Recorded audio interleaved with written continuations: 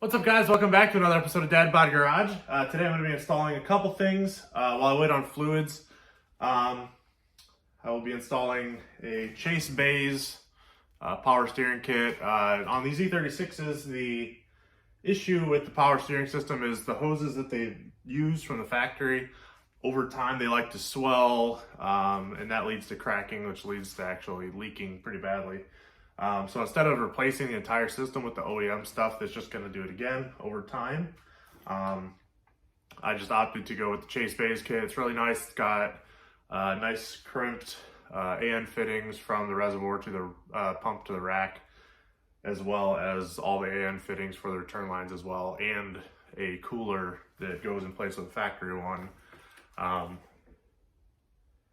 that doesn't really efficiently cool, because it's really just a bent piece of pipe. But anyways, I'll be installing that today. I've already got the can installed, but I will be running through all of the other routing of all the lines. Electrically, this car is actually ready to start getting ready to fire. So I have coolant, I have oil, and I have transmission fluid on the way for the ZF transmission that I put in a different episode. So all the fluids will all be sorted out. Once I get the oil and the transmission fluid in it, I can run it that way, but it won't have any coolant in it, so I can't run it very long. And then as soon as I get it firing that way, then I'll start putting the cooling system on the front.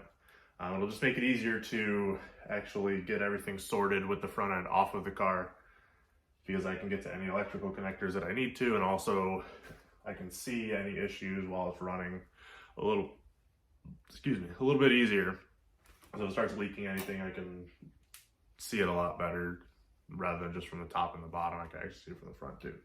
But other than that, we'll start installing that Chase Bays kit.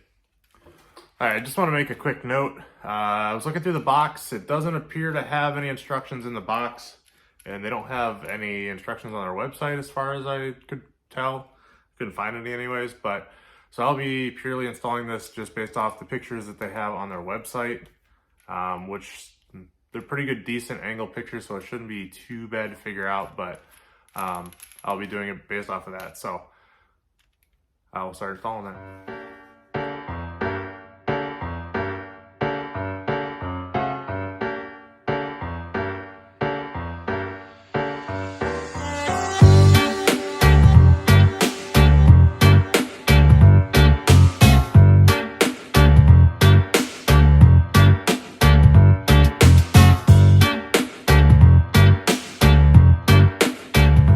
Alright, so that's all installed. I'll get you turned around here in just a second. It actually went in pretty easily.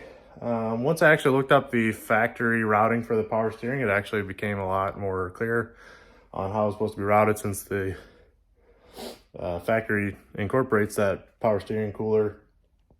All the routing for the lines will go exactly the way it would from the factory, from the pump. So let me bring you down here. All right, so let me get you turned around. So here you can see don't mind the sway bar peeling there, that's going to be replaced. But the power steering cooler, you can see mounts there. Uses a couple of those rubber coated hangers there. Hangs pretty nicely. Comes with that 180-degree bend here, runs across here. I added those zip ties just to keep things neat.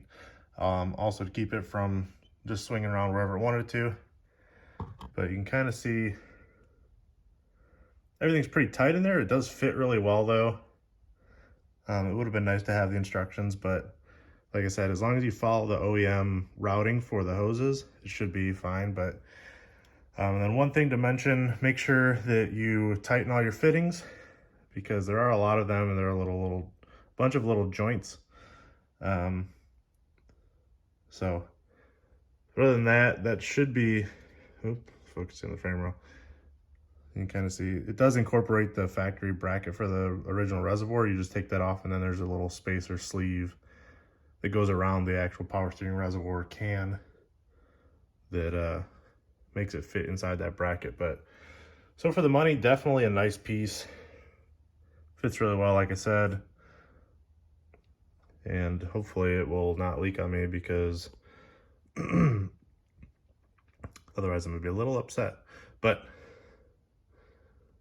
like I said, fits really well. So that'll be all I have for you today. Like I said, I'll have some videos coming soon of the cooling system, the charge piping, installing the wideband and boost controller, and then a bunch of little stuff just to try and get this thing started for the first time. It's been quite a while since I've actually driven this car. It's been actually a couple of years that I've been working on this project. The videos you've seen is just the most recent progress. All the rest of it was basically just taking stuff apart and getting it ready. But all these videos you've seen are me actually getting some stuff done for once. So stay tuned, there'll be more videos on that later. And then hopefully we'll be able to get this thing started. I want to actually try to start it before New Year's, if not early January. So again, stay tuned for that. Don't forget to like, subscribe, follow us on Instagram, Dad Bod Garage Official, or Facebook, just Dad Bod Garage. Other than that, have yourself a Merry Christmas, and we'll see you next time.